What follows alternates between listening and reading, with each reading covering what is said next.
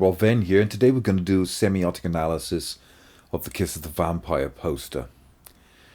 Now, basically, what you've got to be able to do with these posters and other advertising promotional materials is talk about how they create meaning. So we need to talk about what is connoted in the poster, right? This is Roland Barthes, remember semiotics. But we also need to do this by explaining what is denoted. But we don't want to do it to such a degree that we're only describing what's in the poster.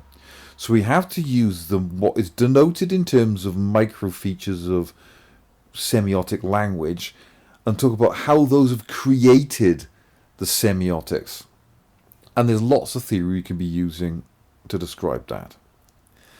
Now, one of the first things we're going to want to be talking about is genre theory by Steve Neill.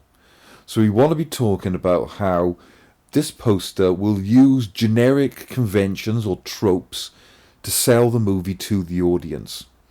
So by generic conventions and tropes, we mean your typical ingredients, your typical language that the iconography, the props, the costumes, the locations, the colors, the characters,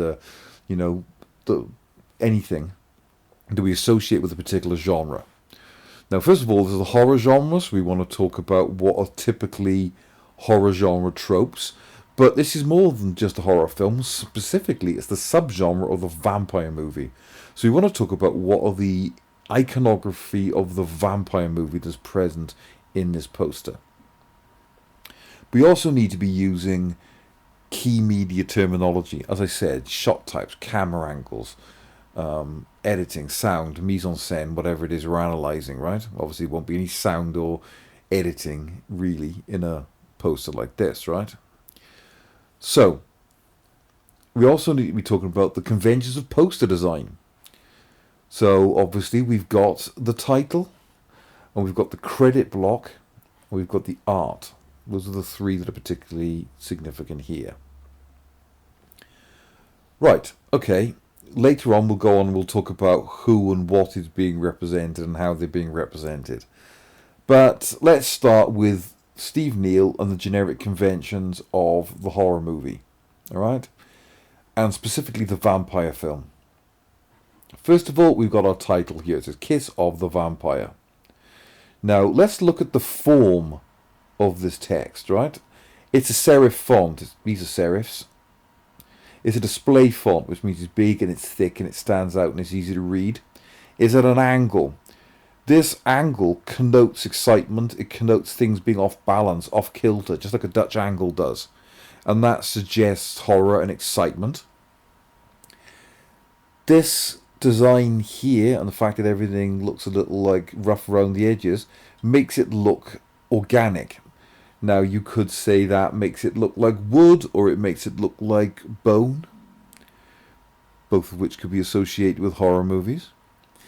The V, though, is the key thing here, because it's polysemic. Polysemic means it's got more than one potential meaning. Poly meaning multiple, semic meaning meaning, right?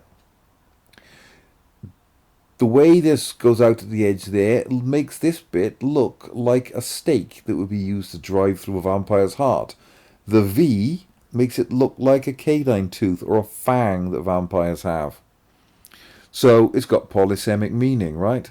Got the blood dripping off here as well. Blood is a generic trope of the horror movie, connotes death and violence, right? But kiss, that also suggests sexuality, sex and death, eros and thanatos, as Sigmund Freud would talk about. Sigmund Freud talked about eros and thanatos, sex and death being the two driving forces of the human psyche, right? They are common themes. Sex and death are common themes in horror, right?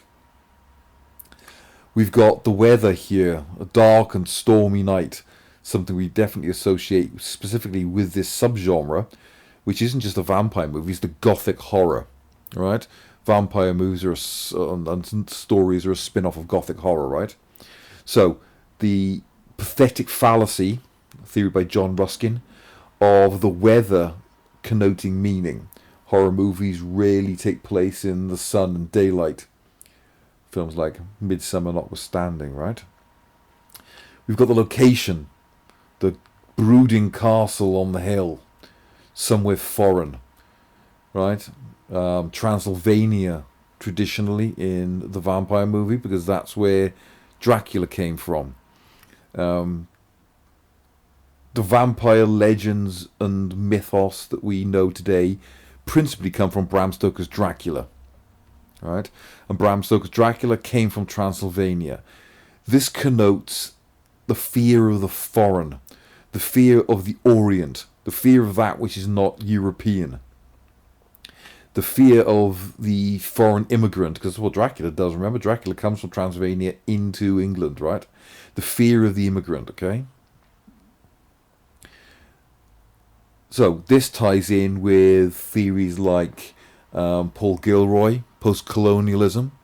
It ties in with theories like Edward Syed and Orientalism, right? The fear of the foreign.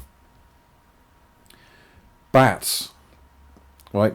In mythos, or the vampire myth, vampires can transform into other things. They can transform into mist or fog. They can transform into rats. They can transform into wolves. And most famously, they can transform into bats. Why? Because there is literally a vampire bat that sucks on blood, right? So, that's got actual reality backing that up. And essentially, bats basically look like flying rats. One of the things that got to remember, horror movies are never literally about what they're about, right? There's no such thing as vampires and werewolves and all this kind of stuff, right? Vampires, werewolves, these kind of things, they're allegories for things in reality, all right?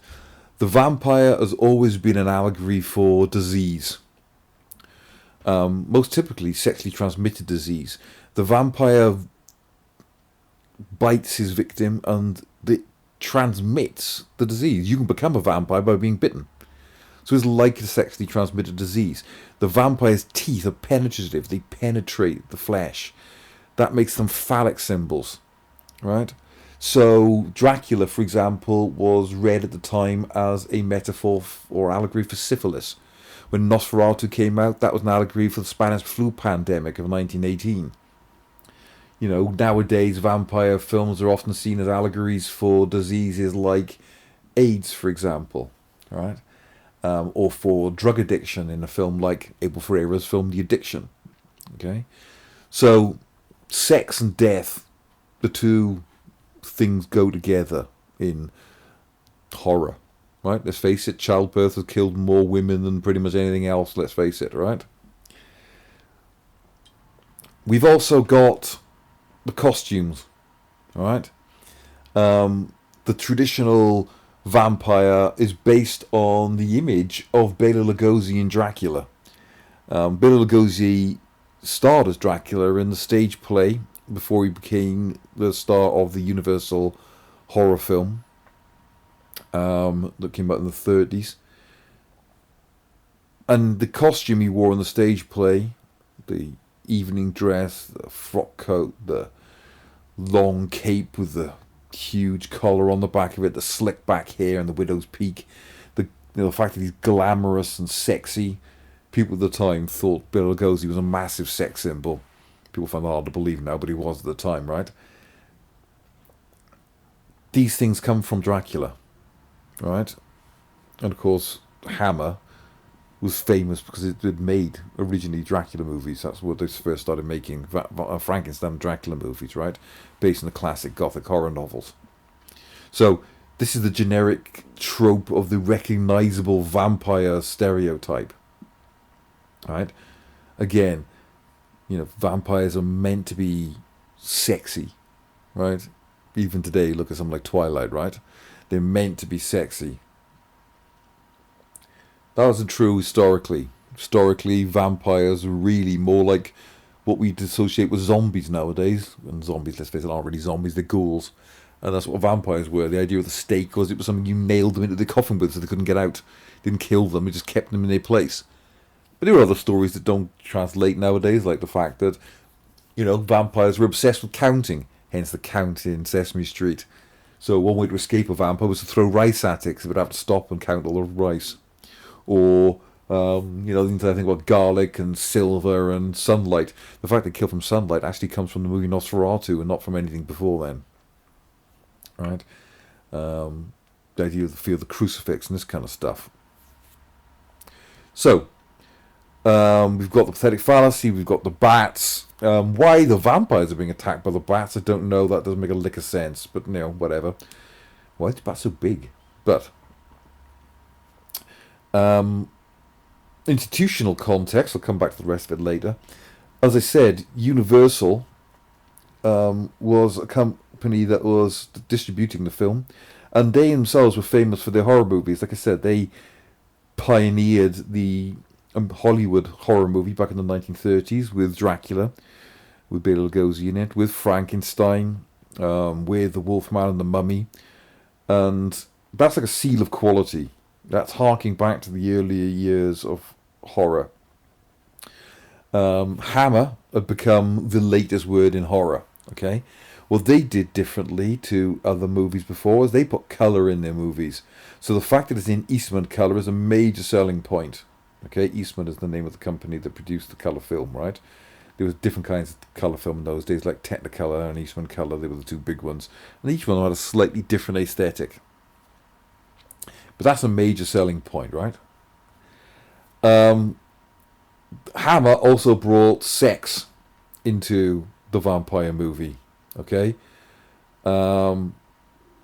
Especially as we was not so much this early, but as we started to move into the 70s, they started to bring a lot of nudity and softcore lesbianism into their films as a major selling point, as the censorship laws got more relaxed. So let's consider the representation of women here. First of all, we've got a very stereotypical representation in terms of the male gaze. Both of these women are being represented as sexual objects. Yeah, look at the way they've got, for the time, a fair amount of skin showing. Okay, very much an emphasis on the bosoms, for example. This character here is in a very submissive pose. She seems to be kneeling in mid-air, which is very odd. How can you hold her legs like that? She's fainted. It makes no sense, but it doesn't matter, right? She's clearly the victim of him. And as I said, this penetrative bite of the vampire is almost like a kind of rape metaphor, right? But also there's a willingness to it. This is a sexual submission and domination to it, all right? She's almost like she's willingly offering her neck for the bite. She wants to be bitten. That's kind of like the meaning behind all that, okay? Sex and death, as I said, is Sigmund Freud. It's the eros and the thanatos, the two driving forces of human nature. The desire for sex, the desire to die, or the fear of death, whichever way you look at it, right? So tie that in with the sexually transmitted disease metaphor and it becomes more obvious, right? So this is the idea of the woman as victim, as damsel in distress that needs rescuing by some male hero, okay?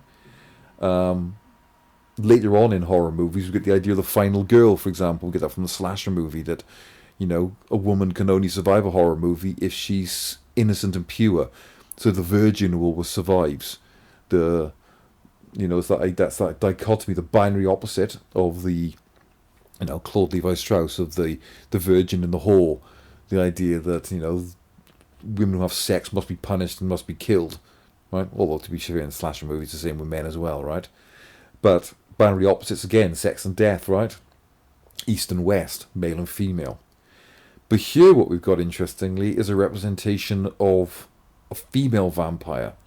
This is what Barbara Creed would have called the monstrous feminine, right? The fear of the monstrous woman. So what we've got here is a woman who is biting. She's the vampire. It's a woman with teeth, vampire teeth that penetrate. This is almost like giving her a symbolic phallus, right? It masculinizes her. It gives her male sexual agency. So one of the things that female monsters in horror movies are about is the fear of female independent sexuality. And bearing in mind, this is about the time the pill was coming out. Women were suddenly able to take care of their own sexuality in a way they'd never been able to before. It was a social revolution. It was the start of feminism. So what we could see is the female vampire movie in the 1960s being perhaps a reaction to the rise of the feminist movement and women's liberation. You know, it was a threat to patriarchal power structures, female sexuality, and therefore it must be demonized. Right? She becomes a monster. And that ties in with all sorts of other things. Sigmund Freud would have talked about, you know, castration anxiety, both literal and metaphorical. You know, women, you know, it's the idea that male power is associated with the penis, yeah, and masculinity, then women having their sexual agency is symbolically castrating men. It's taking away their power, right? We've also got the idea of, you know, this sort of like the idea that men become the victim of the rape. Yeah, they're being bitten by the woman, right? It sort of like feminizes the men as the victim. And look at this guy. Look at the way he is kneeling in submission to the woman, just like the woman is kneeling in submission to the man. This could be terrifying to a patriarchal audience. The way he's offering up his neck in supplication to the woman for the bite as well. He's being feminized. Look at the way his shirt's open. He's big objectified as well. In fact, something quite phallic about the tip of his, you know, the way his head is tipped back, right? So there's this binary opposite, the fear of sex, the fear of women. Women are being represented here as monstrous, not just the man. In fact, she's more monstrous than the man. Yeah? So, again, it's demonizing women, is demonizing their independence and their sexuality. You know, we could also bring in ideas like Carl Jung's idea of the shadow, the duality of man, about how every one of us has a light side and a dark side, a good side and an evil side. All right? All of these things can be read into this. What other theories can we bring into this? We could look at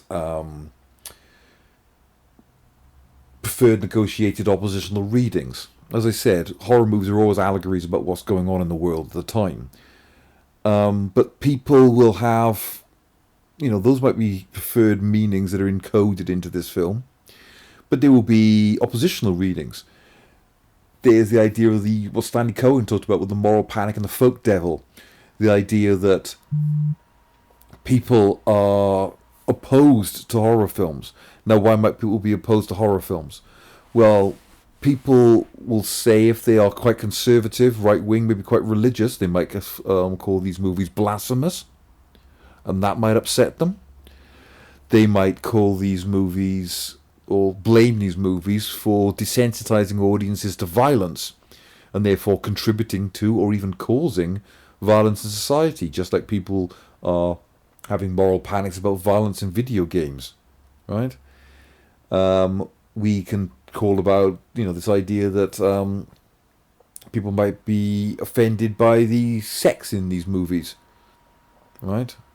A feminist reading, oppositional reading, would be offended by calling these films misogynistic and objectifying women and glorifying the sexual violence inherent in these kinds of movies. So there's all sorts of oppositional readings people can get from it. Nowadays, audiences tend to get a negotiated reading in that they recognise the films are supposed to be scary and disturbing, but, you know, it's not 1963 anymore, is it? Okay? In 2020, we look at these films as being quite camp. So people today enjoy them for their camp appeal rather than the fact that they're genuinely scary. We can look at, you know, the idea of censorship and the need for regulation. This is actually the American poster for this film. In this country, it would have been certified X, which is meant that only people over the age of 17 could go and see it. So it's kind of like the equivalent of an 18 today. But, you know, this film's probably only a 15 by nowadays standards. You know, and there's nothing in this film that would upset anybody, quite frankly. I find it hard to believe anyone would find this film scary. Okay. Um, Again, full moon is often associated with insanity. That's another bit of pathetic fallacy going on there I just thought of. Anything else we can talk about? Often the stars in the film are a major selling point, but nobody in this film was particularly famous. It's not like one of the other Hammer movies that star people like Pete Cushing and Christopher Lee and Ingrid Pitt and all these kind of people who are famous for being in their movies. But basically, this is a film that's sold entirely on its poster. The poster is infinitely better than the film, which is pretty poor, quite frankly. Anything else we can think of while I'm looking at it?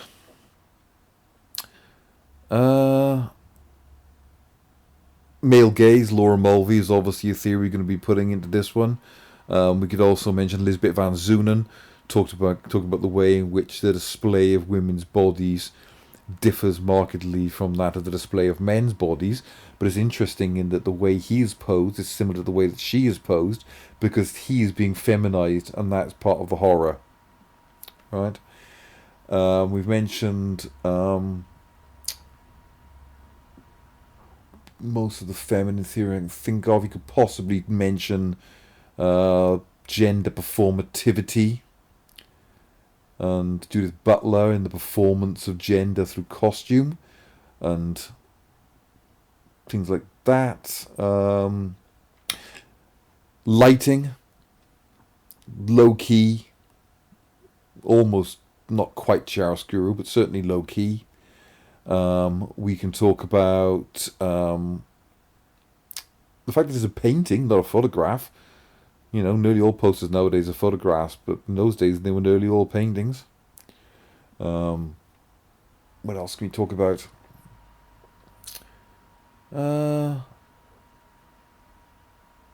Talked about colour, talked about shot type. Yes, it's a extreme long shot for a start. That's something we can mention. It's slightly low angle to make these characters look more threatening. Because we're literally looking up at them, aren't we? That makes them tower over us and makes us seem weaker. There's the binary opposite of dominant versus submissive. This entire subdom thing throws another element of sexuality into it. We've got binary opposite of blonde versus dark. Yeah, blonde versus brunette. That implies dark and light as well, doesn't it? That's significant. The way in which they're both wearing very figure-hugging satin or silky-looking outfits. Again, that emphasizes the sexuality of it. As the way his flesh is exposed as well, I suppose. What else have we got? I think that's more than enough to be going on for now. I can't think of anything else off the top of my head I haven't already mentioned. So, these are some of the things you can be talking about when textually analysing this. So remember, it's not just about the ideas, the connotations, it's about what is denoted, what can we see, and how those denotations create the connotations. You've got to do both if you want to get all the assessment criteria. You want to be using as many of the key theories as absolutely possible. So, Steve Neal, Roland Barthes, and Claude Levi-Strauss in particular when it comes to semiotics and sort of like media language. But you could also be mentioning Judith Butler. You could be mentioning Lisbeth Van Zunen, definitely. You can be mentioning Stuart Hall in more than one way, either in like reception theory or in representations. You could be talking about Paul Gilroy, and there's loads of other ones I've chucked in there just for good measure as well. Okay, so anyone got any questions, you know where to find me, and I'll talk to you next time.